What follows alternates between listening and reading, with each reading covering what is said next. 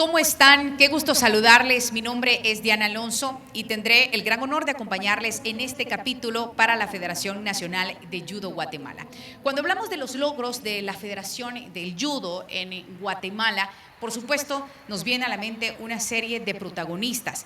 Y hoy en día, en el 2024, en donde prácticamente se marca un nuevo hilo en la historia de esta disciplina deportiva, ya que Jacqueline Solís se convierte prácticamente en la primera mujer judoka en clasificar a los Juegos Olímpicos y hacer un debut importante para nuestro país. Pero cuando se logran observar esos logros, también es necesario ver en retrospectiva y observar todos aquellos que han dejado una marca importante en la historia del judo en Guatemala. Para abordar este tema con mucha responsabilidad, pero sobre todo con ese ambiente familiar, porque siempre decimos, la familia judoka es fuerte, es unida y es disciplinada.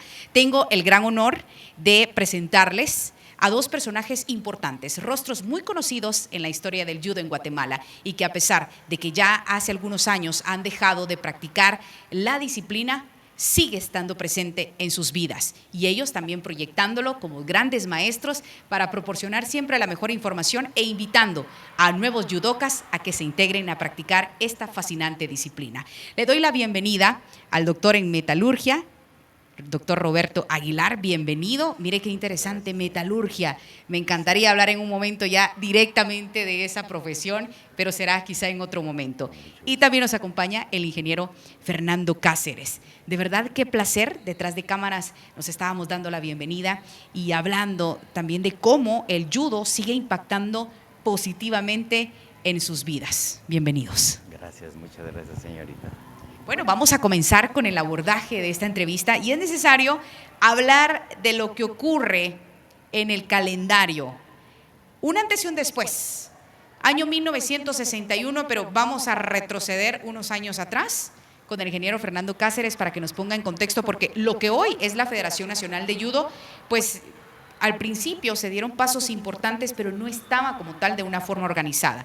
Viene una persona y decide hacer ya la estructura como tal y luego la acreditación y la federación como tal de judo. Por favor, ingeniero, pónganos en contexto de esto, cuéntenos, denos ese recorrido por la historia. Con mucho gusto. Bueno, podría empezar diciéndoles que el profesor Jorge Sosa él era una persona muy inquieta y él empezó a dar clases de judo en una casa de habitación en la zona 6. Lo hacía, no estuvimos nunca presentes, pero sabemos que lo hacía con mucho entusiasmo, tuvo bastantes alumnos, pero en el año 60, después de que Fidel Castro toma Cuba, empiezan a emigrar hacia América muchos judokas que habían estado entrenando con un profesor japonés, profesor Masayuki Takahama, y dentro de ellos está el profesor Eli Cabeiro, que era compañero de Saúl Herrera. Saúl Herrera ya estaba viviendo en Guatemala y estaba trabajando con Jorge Sosa. Entonces Saúl le invita a Eli a venir a Guatemala en el año 60. Eli viene, mira lo que está pasando con el judo, él decide colocar un club de judo formal, estructurado, y empezar a dar clases con horarios, con un plan de trabajo, con una regularización y con un cierto programa para poder ir avanzando en grados. Entonces, Eli abre un judo privado en la 8ª calle, entre 3ª y 4ª avenida, que se llamaba Judo Club Guatemala, y abre puertas el 6 de enero de 1961. Mi padre, que nosotros éramos 4 hermanos, nos inscribe a los 4 para empezar a entrenar judo. Nunca él preguntaba si queríamos o no queríamos, pues, pero estuvo bien. A las 5 de la tarde de ese 1 de febrero yo empecé a entrenar judo y lo dejé de hacer hasta más o menos marzo, abril del 2018. Hablamos cuando nos referimos a la palabra amor y decimos el amor todo lo transforma. Prácticamente el amor también transforma a lo que hoy conocemos como el judo en Guatemala. Me hace referencia que era un grupo desorganizado, quizá practicando en algún estacionamiento, en alguna casa, y así empieza como el amor a la disciplina y me imagino que en ese momento tampoco era que se conocía mucho sobre el judo, era algo nuevo, quizá muchas veces se confundía con otras artes marciales. Sí, definitivamente el judo no era conocido en Guatemala. Y mi padre nos inscribe pensando en que aprendamos defensa personal los 4 hermanos. Mi hermano más grande 6 años mayor que yo. Entonces, entre los 6 años habíamos 4 hermanos practicando judo y el más grande, que es Rodolfo, y mi persona somos los que nos quedamos enganchados porque nos llega a gustar tanto que lo practicamos con más ahínco, con más responsabilidad quizá, y al final logramos ir a otras instancias dirigenciales derivadas de esa Yo siempre he pensado que hoy estamos aquí hablando usted y yo y mi amigo Roberto de judo porque mi padre me inscribe ese 1 de febrero en el judo. Si él no me Es de la lleva al primera judo, promoción prácticamente del Club Judo Guatemala. así es. Somos de la primera promoción de cintas negras, que también fuimos los primeros que competimos en el primer campeonato americano en 1966, marzo de 1966 en San José de Costa Rica, y me hacía la referencia mi compañero que habíamos ido por tierra a San José a competir, 2 días viajando, un día para entrenar, 2 días para competir y otros 2 días para regresar. Fue un viaje fantástico, dentro de las anécdotas que conservo en mi mente, en mi corazón, como parte de lo que yo quiero el judo, es ese viaje. Bueno, ahora me voy a referir al doctor Roberto Aguilar. 1961 colocan el Club Judo Guatemala, jóvenes curiosos, niños también, se empieza a recibir niños, la curiosidad es la que los atrae con la intención de conocer técnicas de defensa personal. Imagínense, ni siquiera fue tanto la disciplina del judo como tal, sino con una intención atrae este primer club en Guatemala a muchos participantes y muchos impulsados también por los padres. Doctor Roberto, ¿en qué momento entra su participación en el judo, pero sobre todo se desarrolla ese amor? Porque decimos, de verdad, esto fue amor al judo, lo que tenemos hoy de resultado. Sí, usted sabe que fundamentalmente el concepto del judo es suavidad, ¿verdad? Técnica. Sí, técnica, suavidad, mucho coraje, mucho ímpetu, mucho deseo de hacer algo, pero a la vez de mantener el respeto a una disciplina y a un compañerismo. El judo lo siguen calificando como un arte marcial, pero ya no lo es. Por eso le decía que se confundía. Sí, el judo es un deporte, sí nace de un arte marcial que nace del jiu-jitsu, pues Jigoro Kano era un profesor, un gran maestro de jiu-jitsu, pero él piensa que debe hacerlo de una forma más disciplinada y elegante para que lo pueda practicar más el pueblo. Entonces él crea el judo con el concepto de que el judo debe ser puro.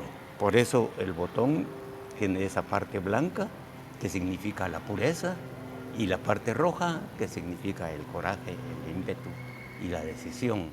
Pero entonces crea un deporte verdaderamente evolutivo y proactivo. Yo me inicio porque entro a la Facultad de Ingeniería. En mi primer año de participación directa allá en la Facultad de Ingeniería, porque tenía que trabajar y todo, me costó entrar en el primer año que me tocaba, dan una exhibición de judo. El profesor Cabeiro con los jóvenes Cáceres. Era algo verdaderamente impresionante ver un niño como era Julio Fernando, que era capaz de botar a un hombre grande, fuerte, como era su hermano mayor, que era Rodolfo, que Rodolfo fue verdaderamente, en mi época, lo más grande que dio el judo. Después tal vez Fernando, pero en esa época Rodolfo era impresionante porque era un hombre grande, fuerte, pero supremamente ágil. Se daba vuelta en el aire, cualquier cosa. Entonces, a mí, ellos dan la exhibición del deporte con las técnicas, pero Cabeiro tiene otra mentalidad y él sabe que debe proyectar cosas que le gusten a la gente. Entonces incluye técnicas del jiu-jitsu, que sí están dentro del judo ya hechas deportivas, pero las incluye como defensa personal. Y entonces ellos dan a la vez una exhibición de defensa personal que yo hasta la fecha, así viejito, la sigo practicando con mis amigos, con mi familia. Eventualmente me dicen, ¿cómo haces para salirte de aquí? Lo agarran a uno por detrás con toda la fuerza y uno con la mayor suavidad del mundo se deshace de la posición fuerte de la persona y es capaz de tirarlo para arriba, para un lado, sin necesidad de hacer de tanta fuerza. Entonces eso me impresiona, y junto a mi compañero Guillermo Brán, que en paz descanse, que también era ingeniero industrial, él llegó a ser ingeniero industrial, él nos impresiona y vamos al club y nos inscribimos y ya tenemos 2 cinturones negros representativos. Uno es Rodolfo Cáceres, el hermano mayor de Julio Fernando, de quien le digo que para mí es lo máximo que he conocido como judoka en Guatemala, y luego era Arturo García Serrano, que también era fuerte, alto, con una personalidad muy agradable y un don de gente muy grande. Entonces decía uno, los judokas son caballeros, no son peleadores callejeros, no son agresivos, ¿no? Y eso lo apasionaba a uno. Y ante todo que está Arturo, que es compañero nuestro en la facultad, iba 1 o 2 años antes que yo, o 1 o 2 semestres. Bueno, el asunto es que ahí estaba, entonces nos impresionó y vamos con Guillermo Borán, nos incorporamos al Judo Club. Posteriormente hay otro muchacho de ingeniería también, que es Ever González, que se incorpora ya más adelante, pero para nosotros así arranca el judo y nos llega a apasionar como deporte. Yo dejé de jugar fútbol, dejé de nadar, dejé de jugar ping-pong, me encantaban los deportes, dejé de nadar y me entrego al judo. Pero lamentablemente eran condiciones distintas de los alumnos del judo. Los hermanos Cáceres tenían la gran facilidad que tenían el apoyo del padre, pero no solo moral, sino que también económico. Y yo tenía que trabajar, tenía que ir a la facultad, no sé cómo hacía, y todavía sacaba mi tiempo para ir al judo y entrenábamos de 6 a 7 y media se suponía, pero entrenábamos de 6 a 8 y pico, o si nos dejaba el profesor Caballero, nos podíamos quedar un poco más. Y así es como yo me inicio en el judo. Posteriormente tuve la oportunidad de entrenar con los grandes representativos. Voy a recordar algunos nombres muy importantes. Uno es Daniel Maluf, que también es ingeniero químico, colega de Julio Fernando, que también fue cinturón negro de judo. Era una persona número 1 como persona, muy culta, muy educada y muy buen judoka. Gilberto Bermúdez era un hombre también un poco parco, pero muy respetuoso, muy fuerte. Y después había otro muchacho que tenía problemas de audición, era sordito, pero era buenísimo, era Rolando Aguilar, que no tiene nada que ver con mi familia. Siempre buscamos si éramos parientes, pero ellos son Aguilar de otro lado, yo soy Aguilar de Quetzaltenango. Esos atletas eran número 1. Santiago Collado, que después era un psicólogo. Tal vez usted se da cuenta que estoy hablando de estudiantes universitarios que llegaron a desarrollar la profesión, y tal vez esa fue la causa de que no hicimos muchos profesores de judo, porque todos llegaban a tener su profesión y era difícil dejarlos como profesores de judo. Entonces, todo eso le da un matiz especial y empiezan ya las competencias. Caballero introduce la disciplina en una forma académica y enseña en una forma académica con pasos específicos, sin desorden. Van a ascender. Existe un libro que ya es derivado del de Yugoro Kano, general de judo, y pues siguiendo todos los pasos por cintas, que era lo que debía aprender un cinta amarilla, un cinta naranja, un cinta verde, un cinta azul, un marrón, y después cuáles debían ser las habilidades del cinturón negro. Y entonces Caballero lo induce así muy bien. Además, él es un gran competidor, es un gran atleta. En Cuba fue uno de los mejores judokas. Entonces era muy importante porque él competía con nosotros también, no solo enseñaba y decía las cosas y vayan a pelear, no, él competía con nosotros y era una forma muy agradable, pues, porque el profesor Él era muy disciplinado, ¿sí? A mí me gustaba mucho molestar a Fernando porque él era el Benjamín, El chiquito de todo el grupo. Pero él y lo llamaba a uno a la disciplina. Él me regañaba varias veces, pero yo era juguetón y hasta la fecha soy muy bromista y me gusta tener ese sentido de la vida. Y yo creo que el judo, mis hijas o mis hijos en general hablan de la meditación y todo, pero nosotros antes de entrar al judo nos sentábamos en posición para saludar. Y en ese momento estábamos haciendo respiraciones de relajación para hacer el saludo tradicional del judo. Y a la salida nos dejaba por lo menos unos 10 minutos ahí sentados, respirando profundamente. El concepto de la meditación, y eso lo relajaba a uno mucho. Además, toda la disciplina nos iba enseñando que podíamos practicar ciertas cosas con ventaja sobre otra gente que no tenía ese entrenamiento, pero teníamos que respetar esa debilidad de los demás. Entonces, en lugar de ser agresivos y competitivos, éramos más bien, digo yo, que... Se divertían al momento de... Y respetuosos de todo. Entonces, para nosotros sí fue verdaderamente un deporte. Retomo lo que usted menciona, pureza y coraje, pero también hago referencia a lo que usted dice, no podíamos dedicarnos a tiempo completo porque éramos jóvenes, estudiantes, teníamos la responsabilidad algunos de trabajo, otros de la responsabilidad de ser profesionales, y en eso se iban dividiendo el día a día con las horas, haciendo el esfuerzo necesario. Y voy a hacer esta pregunta a ambos. ¿Cuál fue la principal motivación? Usted me decía, yo era deportista, a mí me encantaban los deportes, cambié el fútbol, cambié todo lo que estaba por dedicarme al judo. Voy a referirme primero al ingeniero Fernando.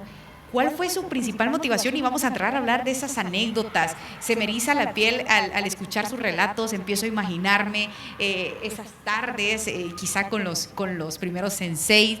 Aparte de eso, las bromas que surgían entre el equipo, siendo el más chiquito prácticamente de todo el grupo, pero con ese ímpetu también de voltear, digámoslo así, o vencer al contrincante, porque había un momento que se tenían que enfrentar ya en combate. Bueno, nos enfrentábamos en entrenamiento, en lo que se llama la parte de Randori, es parte del entrenamiento. A mí me motivaba mucho el aprendizaje de un deporte que era desconocido para todos. Yo iba al colegio a hablar de judo y ellos no se llevaron exhibiciones. El primer cinturón se portaba con orgullo y se mostraba en el colegio. El primero era cinta blanca, ¿verdad? El cinta blanca es el principiante, pero ya es judoka. Claro, pero ya era de lucir con mis compañeros, yo practico judo. Inclusive logré interesar a 2 compañeros del colegio a que practicaran conmigo y se fueron a practicar conmigo. Me motivaba mucho aprender, y el efecto que decía Roberto. Es que hablaste de Roberto. Sí, Rolando, sí. Rolando era. La motivación de poder proyectar a compañeros quizá de la misma estructura ósea de uno, del mismo peso de uno, y poderlo hacer también con gente más grande, eso me motivaba mucho. Posteriormente, cuando ya la federación se organiza la federación en agosto de 1962, Eli Caballero va a la confederación a pedir y luego a partir de ahí se empiezan a organizar campeonatos nacionales. Entonces me entusiasmaba mucho ganar los campeonatos, ¿verdad? Empiezo ganando campeonatos en las categorías infantiles, llego a las juveniles, y luego en 1965 Eli me pasa ya a la categoría mayor cuando tenía 15 años. Y entonces... ¿A los cuántos años empezó a practicar el judo? A los 10 años. 10 años. Si ya tenía 5 años, ya era un buen recorrido. Ya era un cinta café. Era previo a la cinta negra, pero como anécdota le puedo decir que el primer día que Eli me dice, hoy te vas a la clase de los adultos, era en la noche, de 6 a 8 de la noche. Hacemos el calentamiento normal, hacemos el aprendizaje técnica, y cuando empieza la parte Randori, le dice a un cinta negra, que yo ahora no recuerdo quién es, me dice, mira, vas a hacer Randori con él. Le había dado como que la tarea de que me matara. No lo puedo describir de otra forma. Me trabajaron 5 o 10 minutos que yo me paraba, me botaban, me paraba, me volvía a botar. Claro, yo con 15 años, 1,60 m, no sé cuánto, contra un hombre formado, maduro. Estuve, después de esos 10 minutos, o 5 minutos, yo no recuerdo cuánto pudo haber sido. Estuve tirado en el colchón y la clase siguió. Y yo, dentro de mí, con la cólera que estaba sintiendo, el dolor. Claro, era un niño también. La humillación niño, sí, claro. que me habían dado. Dije, esto no me vuelve a suceder.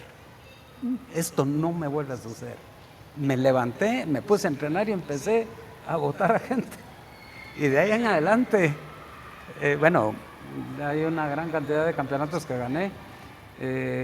La motivación siempre fue ser bueno, competir, ganar, eventualmente salir en prensa, ¿verdad? Salía uno como a los campeones del campeonato del fin de semana. Toda esa estructura de motivación que uno encuentra, uno mismo la encuentra. Porque me imagino que dependiendo de la personalidad de alguien que le haya pasado esa bienvenida o ese, ¿cómo era en la Universidad del Bautizo? El bautizo. Me bautizaron de niño o de joven a la clase de adultos. Es para irse del judo, ¿verdad? Pero no, a mí me motivó a quedarme. ¿A qué sensei recuerda en particular? ¿Perdón? ¿A qué sensei recuerda en particular? ¿A quién? ¿Sensei? ¿Algún sensei que recuerde en particular? Bueno, no, lo único que yo tuve fue Eli Caballero. Eli me enseñó a mí, Eli me llevó hasta segundo o tercer dan. El judo se divide en los colores que dijo Roberto. Después empieza el primer dan hasta el 10º. Eli me llevó a mí hasta como el tercer dan, enseñándome judo y enseñándome y haciéndome campeón centroamericano inclusive. Y no conocí ningún otro profesor.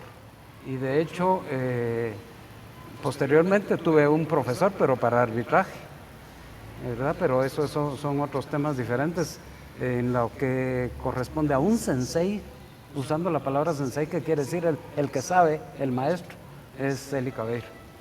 Y así prácticamente lo recuerda como ese hombre disciplinado que también le dio una gran lección de vida. El no dejarse caer, sino levantarse ante las derrotas. Bueno, sí, era parte de la enseñanza de Eli, ¿verdad? Levántense y sigan compitiendo. Eli aparte me enseñó a arbitrar, me sacó inclusive me permitió la enseñanza de Eli como árbitro optar a la licencia internacional, y ya posteriormente yo ya tuve que ir a otros profesores para poder ir a un grado más grande en arbitraje, pero la primera licencia internacional la gané con las enseñanzas de Eli y me pasó lo mismo. En el primer examen que yo hago para la licencia internacional lo pierdo. Soy el único que lo pierde de 10 que nos estábamos examinando, y me dio nuevamente la motivación para que no me volviera a pasar, y al siguiente examen pues ya logré ganar. Es una vida así de disciplina, de mucha motivación. Uno tiene que encontrar su propia motivación, ¿verdad? ¿Qué es lo que me gusta de la dirigencia deportiva, por ejemplo? La dirigencia deportiva en Guatemala no es una actividad que le guste a mucha gente, ¿verdad? A mí me apasiona la dirigencia y ahí estoy metido. Tengo 40 años de estar en la dirigencia y viene de esa base fundamental que nos dio Eli desde que era yo, en el caso mío, desde que yo era niño. Ahora me voy con el doctor Roberto. ¿Qué lo motiva y qué lo hace decir, me gusta el deporte, pero me quedo con judo? ¿Qué anécdotas recuerda? ¿Dónde se encontraba ese primer salón para practicar el judo? Deme esas anécdotas. Sí, mire, el primer salón se refería a Julio Fernando. Es en la 8ª calle, entre tercera y cuarta avenida de la zona 1. Y era un tatami tan grande como este, era el de los más grandes de Latinoamérica, hecho manualmente con cascajo de trigo y algo de paja y una lona bien tensada. Entonces ahí podíamos correr, dar vueltas y todo, pero lo que pasa es que con el judo aprende uno a ejercitar de todo. Yo tenía mi compañero de de peso con el que practicaba más era Gerardo Estrada, el médico veterinario, el doctor Estrada. Él éramos los más pequeños porque Julio Fernando, a pesar de que era menor, ya era más torito que nosotros. Claro, ya había desarrollado, ya tenía más de 5 años practicando y esa derrota le enseñó a no dejarse caer. Pues entonces con Gerardo nos proponíamos practicar muchas cosas de las que nos enseñaba Eli. Y también en el club nuestro, en el judo club nuestro, los cinturones negros o los que estaban en las clases de arriba no eran egoístas. Ellos se sentían bien enseñando a los otros también, participaban de eso y Eli permitía eso. Entonces uno lograba apoyo porque no tenía que esperar que el profesor terminara con otros 15, sino que había Gilberto Bermúdez, era muy dado a enseñarle a uno otras cosas y así muchos otros. Principalmente Gilberto, pienso yo que era el mayor apoyo de Eli en ese concepto. Gilberto es de los segundos cinturones negros, después de Arturo García y de Rodolfo, juntos, el hermano mayor de los Cáceres, viene Daniel Maluf con Gilberto Bermúdez, con los segundos cinturones negros, y ellos eran nobles. Yo también tuve mi iniciación así, cuando yo subo a Cinta María y se dan cuenta que me gusta la lucha. Yo luchaba cuando era chiquito y boxeábamos en la calle con los amigos y me gustaba la competencia, entonces empiezo a destacar como Cinta María y un día llega uno de los 4 hermanos Cáceres, Antonio, ellos eran muy grandes todos, y me pega, él ya era cinta marrón y estaba ya pendiente. Cinta marrón es uno antes que cinturón negro, ¿verdad? Y le pegó una trapeada al tatami conmigo, ¿verdad? Entonces él se dio cuenta y le llamó la atención. También dije lo mismo que Julio Fernando, no, esto no se puede quedar así, yo tengo que subir así. La próxima vez que nos volvimos a encontrar así en competencia, yo le pude ganar así deportivamente, ¿verdad? Y lo lindo del judo es que uno no sale con rencores, no, uno está agarrándose y todo, pero hasta se sonríe a veces con el otro, porque el otro no lo puede agarrar bien a uno. Sí, y no está uno con esa mirada de desafío fea que hay en otros deportes. No, nosotros, el que nos ganaba, yo cada vez que me tiraba a Rodolfo lo agarraba uno como fuera pluma. Le daba uno las gracias, ¿verdad? Sí, hombre. Y uno, gracias por tirarme. Sí, y lo tiraba a uno. Y yo jamás me lastimé porque me proyectaran, jamás, porque era de los más. Gerardo y yo éramos los más livianos. Nos hicieron pelear como superligeros en el centroamericano, pero éramos ligeros. Está un poquito abajo de Walter. Julio Fernando era Walter y peleó de ligero, pero porque él nos hizo bajar un poco a todos. Entonces, no había, y además teníamos que entrenar con los más grandes. Entonces, pero no había aquello de rencor porque me botaste, no, porque nadie lo estaba lastimando a uno de mala fe. Siempre hay uno que otro en todos los deportes que los demás no quieren competir con él, porque a mí me pasó en Argentina, en el judo de Argentina, pero aquí después, cuando regresé, había uno de los muchachos que nadie quería competir con él, que llegó a ser campeón y no sé qué, pero era muy rudo. Entonces, salía de los conceptos del judo. No me quiero abrir mucho porque le voy a quitar mucho tiempo. Pero al contrario, es interesante conocer esas anécdotas. Gracias. Sé que muchos que lo van a ver esta transmisión, van a ver este capítulo, esos jóvenes se van a motivar con esas anécdotas que ustedes están contando. Miren, lo más interesante para mí, cuando yo ya estoy en mi época de competitiva, es el primer campeonato centroamericano que se hace en Guatemala. No, el panamericano. El panamericano, Julio Fernando todavía está bastante joven.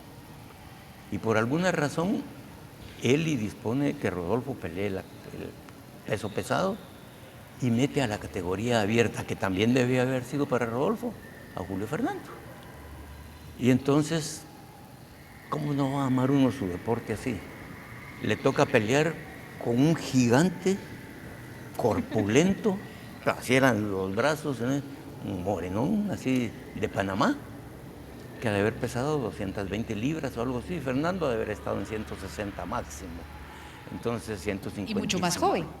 Sí, bastante más sí, joven. estaba bien joven. Y entonces sale Julio Fernando por un lado en el tatami y el panameño por el otro lado. Y toda la gente se empieza a matar de la risa. Le va a dar vuelta Sí, a diestra y se siniestra. empieza a matar de la risa, ¿verdad? Y él era bien tranquilo para competir, muy técnico, siempre fue, como había empezado desde chiquito, él sabía qué era lo que no debía Y el de control hacer. de las emociones también. Sí, La parte que él está contando de la facilidad de hacer el movimiento es que cuando uno empieza de niño, y podría estar empezando a los 6 años, el cuerpo cuando va creciendo va adaptando Adecuándose. los movimientos que le van enseñando a uno. Entonces el deporte es así, ¿verdad? Como yo empecé a ver movimientos de judo ya con un cuerpo todavía muy niño, entonces lograba hacer mis movimientos más fácil que algunos otros. él logra desarrollar el mejor, ¿no? Después vino otros que sí le hicieron competencia en el movimiento, pero yo digo que fueron 2, nada más, 3. Desarrolla una técnica que se llama Seoi Nage, que consiste en meter el codo debajo de la axila del contrincante y lo levanta completamente. Es fascinante ver esa demostración, Sí, sí. ese desenvolvimiento en el tatami. Ese es el verdadero judo y lo hace con tanta suavidad que no lastima a nadie. Entonces viene el panameño y le entra con una técnica fuerte y él salta, una técnica de pierna, yo creo que era un araigoshi o un uchimata, algo así, pero entra y Fernando logra saltarlo y de una vez se da vuelta alrededor de él y le entra con su famoso Seoinae y levanta al monstruo, es el gigantón, ¡pam!, sobre el tatami Y internacional. calla esas risas de ingreso. Entonces se para todo el pueblo. Y bravo, y entonces ya no era solo el héroe de nosotros, ya era el héroe nacional, porque él todavía era niño.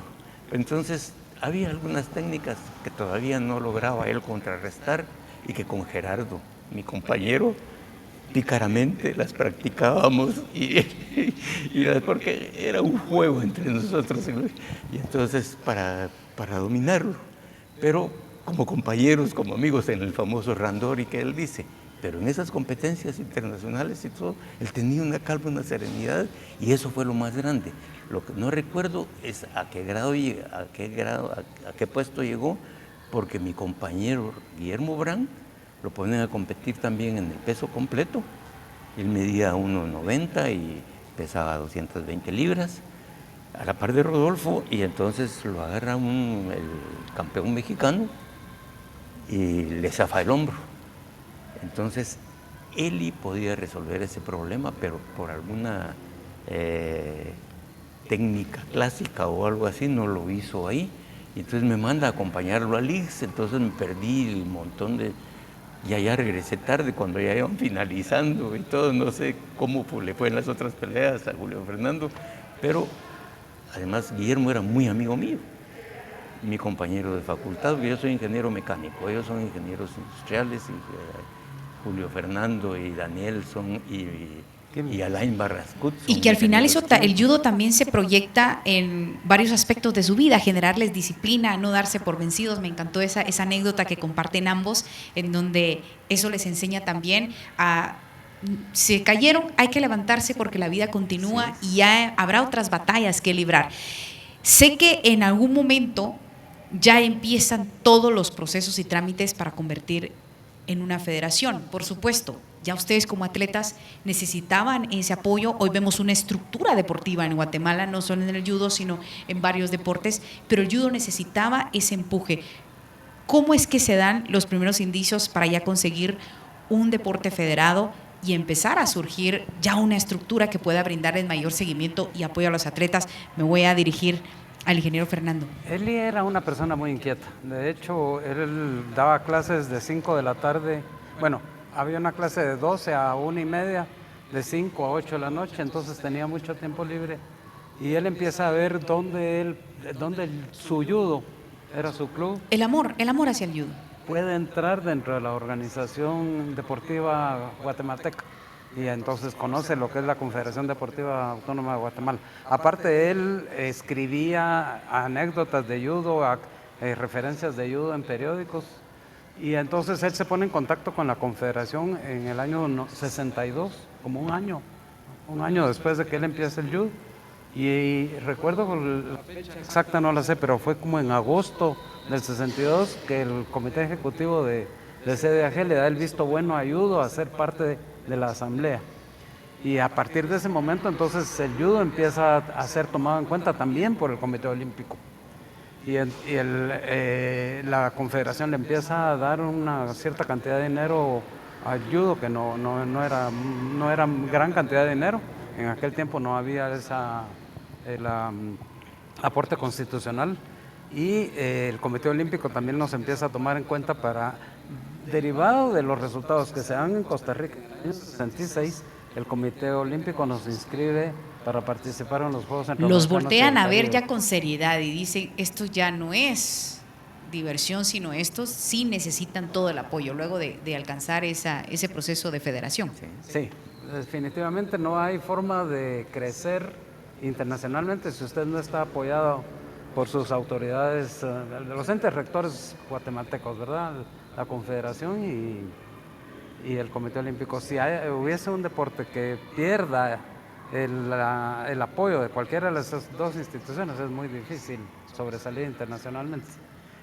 Es difícil, en Guatemala muy difícil decir que un atleta gane una medalla en eventos del ciclo olímpico porque él se hizo a sí mismo o que sus padres es cierto que hay ciertos atletas que han tenido más facilidad para pagarse sus entrenamientos, pero sin un apoyo directo de esas dos instituciones es materialmente imposible poder ganar medallas.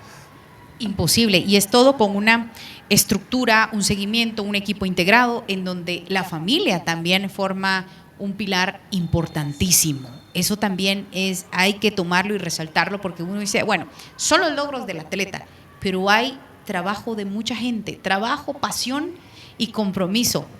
Técnicas que usted recuerda que le gustaban más al momento de su etapa competitiva, doctor. Sí, yo tal vez inspirado en la técnica de Julio Fernando con el Seo INAE, me inclino por esa técnica en el combate parados. No quiere decir que no haya entrado con las demás técnicas, con el Muchimata, con el Araiboshi, que para lo que Rodolfo era un maestro para el Araiboshi. Esas técnicas me gustan a mí principalmente, además de otras que podía practicar. Hice mucho el Tomoe Nage, que es una técnica de sacrificio, que uno se tira de espaldas y pone el pie en la cintura del oponente, y entonces uno se tira y el oponente eleva los dos pies y pasa hasta el otro lado y cae en una forma... Y el estruendo del tatami. Sí, porque lo primero que aprendemos es asomar el tatami. ¿Verdad? Muchas veces es también parte del impacto de... Sí, es que es el impacto, pero la gente cree que uno lo hace para crear sensación y que... No, uno crea vibraciones, bueno, nosotros somos ingenieros, vibraciones en oposición a las del que va a crear el cuerpo. Interesante. Entonces esas vibraciones se neutralizan. Eso ya lo hablamos nosotros más como ingenieros, pero entonces al caer el cuerpo crea vibraciones fuertes que lo pueden lesionar. Pero si uno se adelanta un microsegundo con el impacto fuerte de los brazos, crea vibraciones sobre el tatami, crea vibraciones del suelo en oposición a las que va a crear el cuerpo, que las neutralizan. Entonces las ¿amortigua? caídas pueden, sí, mientras más duro suene la caída, menos se lastima uno. Mire qué interesante, porque pareciera que fuera parte del espectáculo, porque de verdad ver a los judokas en combate, en entrenamiento, es fascinante. Y eso uno dice, ¿cómo se da para darse vuelta y pareciera que fuera una agresión? Pero no, todo es parte suave. Usted decía, es suavidad, es técnica. Suavidad, sí. Y entonces eso lo motiva a uno a tratar de realizar las técnicas bien. Yo desarrollé, mi compañero en paz descanse, pero lo voy a seguir mencionando porque yo le tengo mucho cariño, Gerardo Estrada, y yo desarrollábamos mucho técnicas en el suelo. Entonces, Neguasa, entonces son las técnicas de suelo en donde se combinan mucho las técnicas del jiu-jitsu, las llaves a los brazos. Claro. No sé si vieron la muchacha mexicana que ganó medalla de plata en judo, que le hace una llave al brazo a la contrincante antes de que llegue a pelear la final. Es una de las competiciones más bonitas que yo vi. Le hace un mudikuyuki yuji gatame, le agarra el brazo y los luchadores de la libre, de la olímpica, y aguantan y finalmente, mire, si lo agarran a uno, le agarran el brazo con las dos manos del que está ejecutando la acción y las dos piernas, tendría que ser uno Superman para hacer eso. Entonces se tiene que rendir inmediatamente, porque el judoka que no se rinde en el momento que debe ser, ese no es deportista, porque lo primero que tiene que hacer es aprender a perder.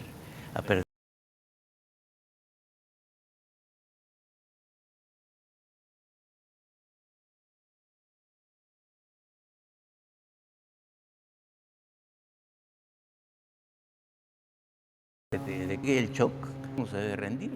Claro. Inmediatamente. Hay muchos aspectos históricos para abordar. Yo creo que un solo capítulo no nos va a alcanzar.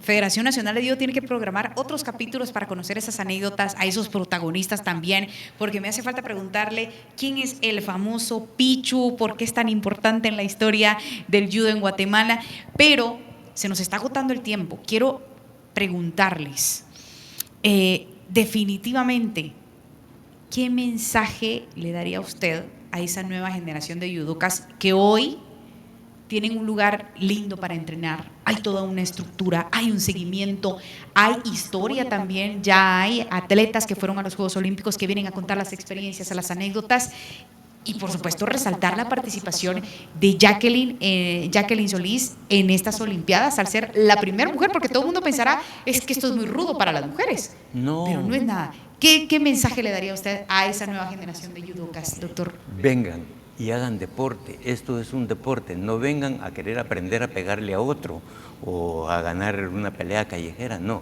vengan y hagan un deporte.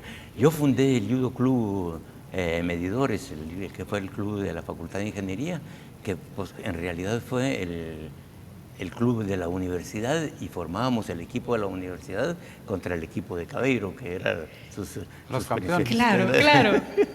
Sí, ¿o era para asustarlos o para motivarlos? Les ganábamos a veces, porque en el equipo de ese estaba también, en el equipo de la universidad estaba Arturo García, estaba Santiago Collado. Pero el tema es que la selección nacional era el equipo de Eli.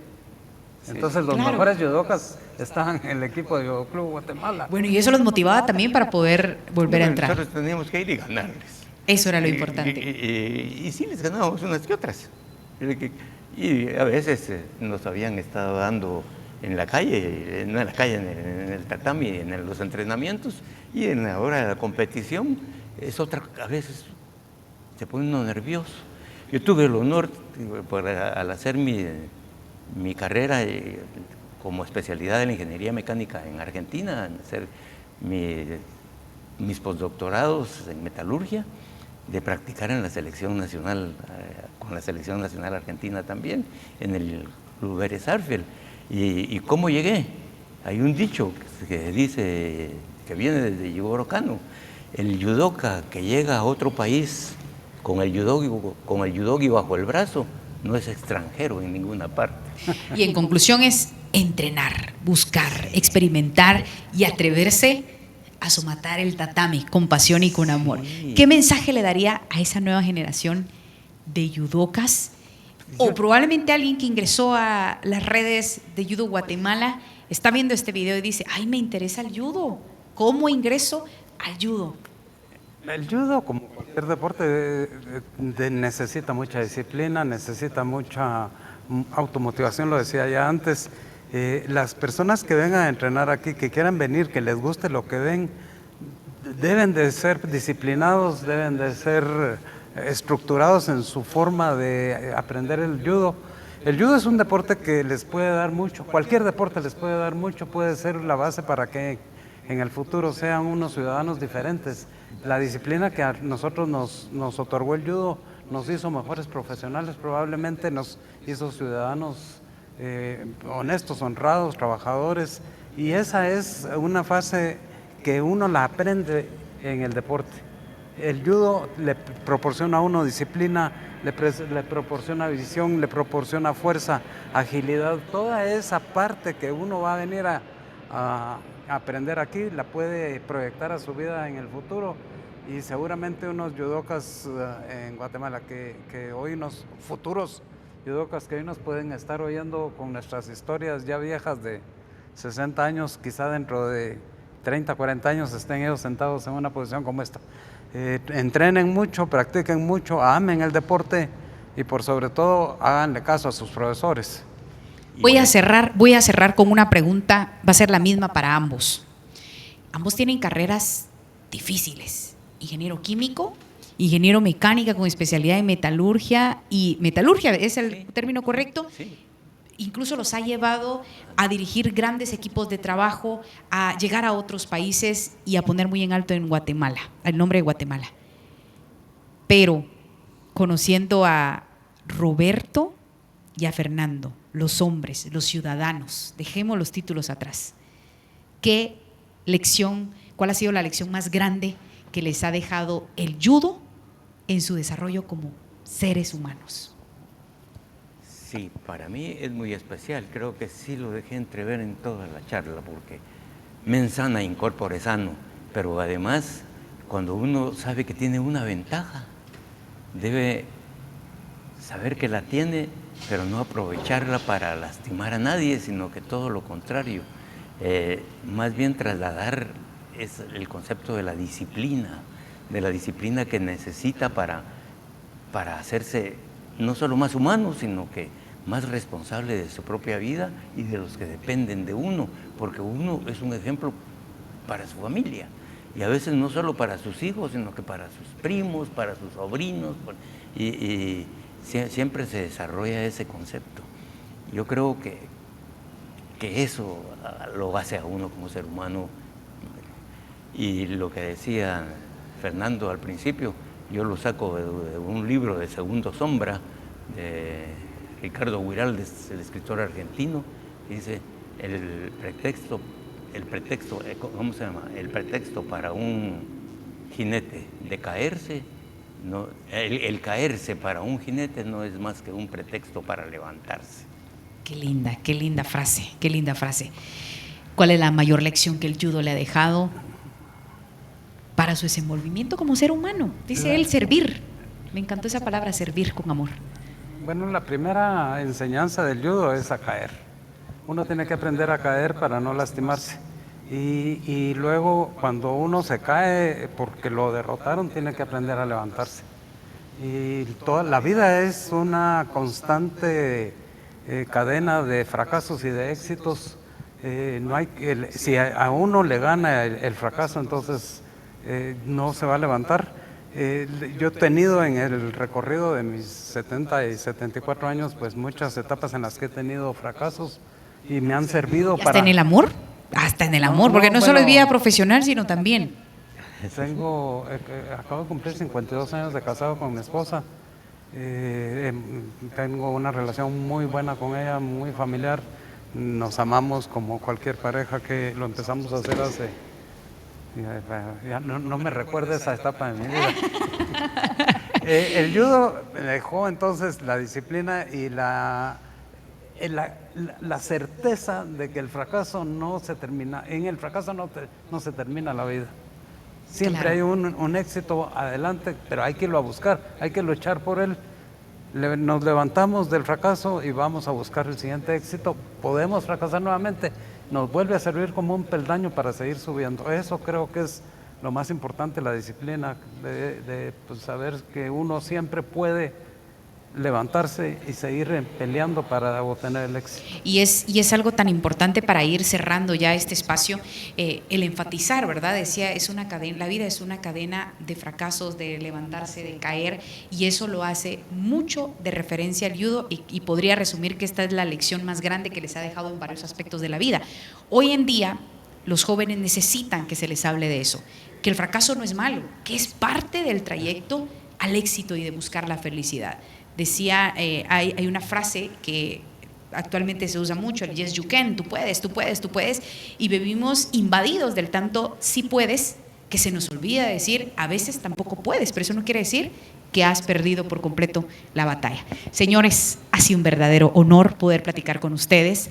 Esperemos que se dé otra oportunidad de seguir conversando, dar esos recorridos en la historia, y que sirva también para motivar a esos jóvenes que, dando un clic en el internet, quizá encerrados en un cuarto o viendo a través de un teléfono celular, se vean motivados y se sientan atraídos para venir a encontrar más de la pasión del judo en Guatemala. Muchas gracias por habernos acompañado. Muchas gracias a usted, señorita.